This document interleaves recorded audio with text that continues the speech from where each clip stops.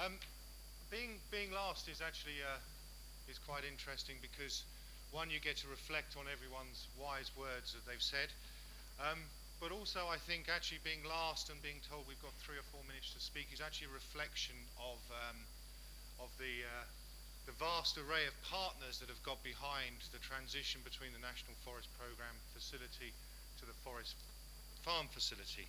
Um, my name is Chris Buss. I'm Senior Programme Officer for IUCN in the Global Forest and Climate Change Programme, and I'm responsible for overseeing the programmatic delivery.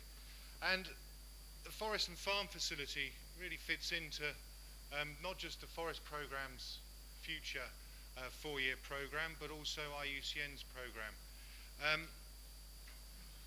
Just recently at Congress, our members and commissions passed our programme, which focuses on conserving biodiversity, which is our IUCN's heartland, but other two very key components which are now considered in the same priority as conserving biodiversity is nature-based solutions and effective and equitable governance.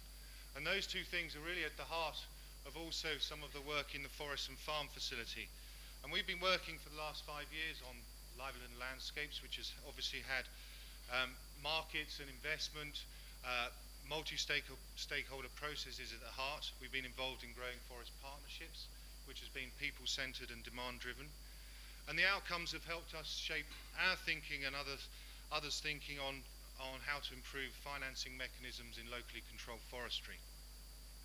And that thinking, and I think Peter referred to it about a year and a half ago, but I think one thing that hasn't been mentioned is that this took 2 years. This has been 2 years in development to where we are today.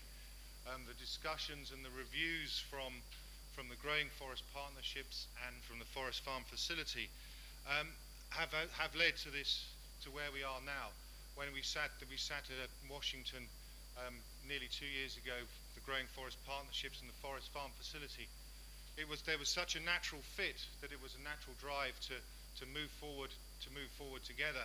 And I think one of the interesting things is, and one of the exciting things is that the National Forest Programme facility is taking on some of the learnings from the growing forest partnerships and some of the key principles, the partnerships, as I mentioned at the beginning, this array of partnerships being at the centre of it, a strong independent steering committee housed in this independent multi-donor trust fund is really some of the reflections of both processes coming together and driving forward.